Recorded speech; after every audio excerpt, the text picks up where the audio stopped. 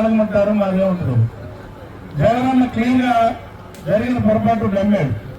వాలంటీర్ని మనం అనుకున్న చంద్రబాబు మోసాల్లో అదొక మోసం, పెద్ద మోసం.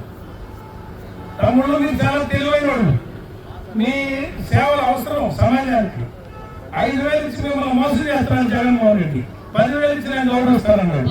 ఈ అమాయకుల పిల్లలందరూ 10,000 కంటే చెప్పి వాళ్ళు కూడా ఓట్లేస్తారు. ఏది విశ్వసనీయత?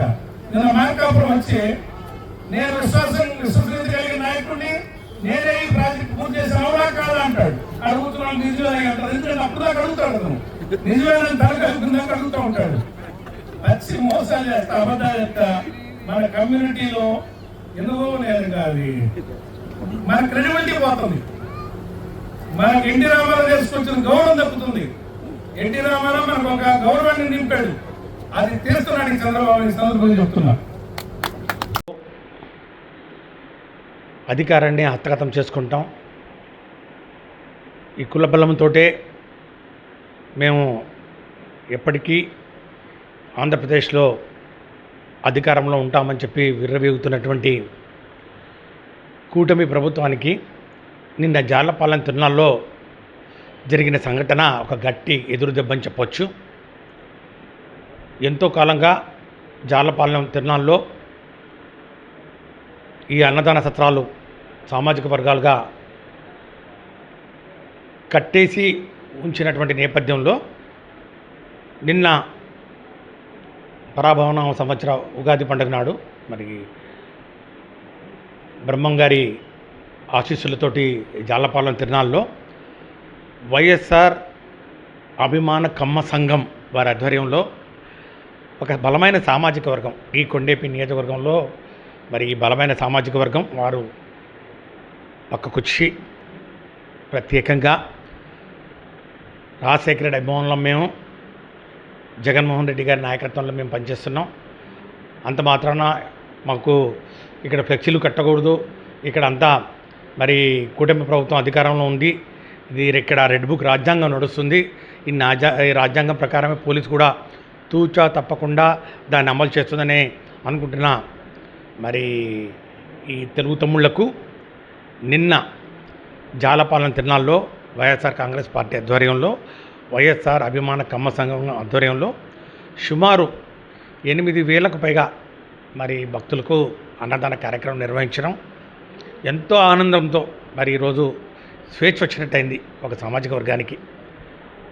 ఎందుకంటే తరచుగా మనం వింటూ ఉన్నాం, పోలీసు వారు కానివ్వండి, ఎంఆర్ఓ కానివ్వండి, ఈ తెలుగుదేశం పార్టీలో ఉన్నటువంటి నాయకులు కానివ్వండి, అరే నువ్వు కమ్మావుడి కదరా, వైసీపీలు ఎలా ఉంటావు, నువ్వు కమ్మావుడి కదా, తెలుగుదేశం పార్టీకి రా, నువ్వు కమ్మావుడి కదా, జగన్మోహన్ రెడ్డికి ఎట్లా ఓటేస్తావు అనే అహంకారంతో ఉండడం వారికి చెంపపెట్టుగా మేము వైఎస్ఆర్ అభిమానులం, వైఎస్ఆర్ అభిమాన కమ్మ సంఘం అని చెప్పి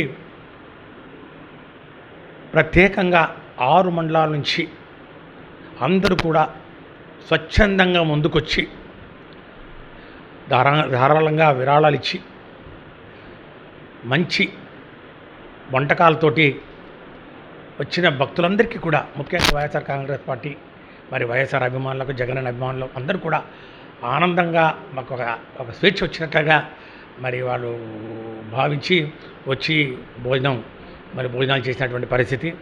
మరి ఈ యొక్క ప్రకాశం జిల్లాలో ఉన్నటువంటి సమన్వయకర్తలు ఎవరైతే ఉన్నారో మరి కర్ణ వెంకటేష్ గారు కానివ్వండి, చీరాల నుంచి, అట్లాగే మన ఒంగోలు నుంచి చుండూరు రవి, ప్రతిసారి ఇక ఈ ప్రాంతంలో ఏ కార్యక్రమం జరిగినా కూడా ముందుండి ఈ బలమైన సామాజిక వర్గం వైసీపీకి ఎందుకు ఉండకూడదు, మంచి పనులు చేస్తే మేము ఎవరికైనా కూడా సపోర్ట్ చేస్తాం, రైతులందరినీ ఆనందంగా ఉంచారు జగన్మోహన్ రెడ్డి గారు కాబట్టి మేము ఆయనతో ఉంటామని చెప్పి నిన్న రవణ మాటలు అందరికీ కూడా ఉత్తేజాన్ని ఇచ్చాయి.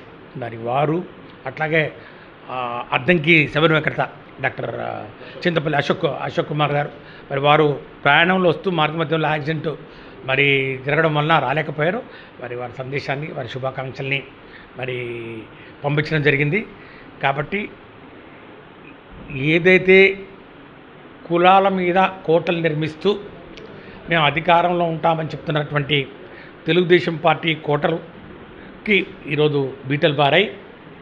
రాబోయే రోజుల్లో ఇంకా ఇది బలంగా రాష్ట్రంలో అన్ని చోట్ల కూడా మరి వ్యాపించే పరిస్థితి ఉందని చెప్పి కూడా తెలియజేస్తూ ఇప్పటికైనా కూడా కళ్ళు తెరవండి. కూటమి ప్రభుత్వంలో భాగస్వాములైనటువంటి తెలుగుదేశం పార్టీ, జనసేన వాళ్ళు మంచి పనులు చేస్తే కులాలకు అతీతంగా నాయకుల్ని ఆదరిస్తారన్న దానికి ఉదాహరణ ఈ జాలపాలెం తిరునాళ్ళలో ఉగాది పండుగ సందర్భంగా వైఎస్ఆర్ అభిమాన కమ్మ సంఘం ఏర్పాటు అవ్వడం అని చెప్పి కూడా నేను మనవి చేసుకుంటూ రాబోయే రోజుల్లో దీన్ని ఇంకా కూడా విస్తృతంగా మరి దీన్ని బలోపేతం చేసే దిశలో వైఎస్ఆర్ కాంగ్రెస్ పార్టీ కార్యకర్తలు అందరూ కూడా ఈ యొక్క సంఘానికి అండగా నిలుస్తామని చెప్పి కూడా మేము తెలియజేస్తూ జై జగన్.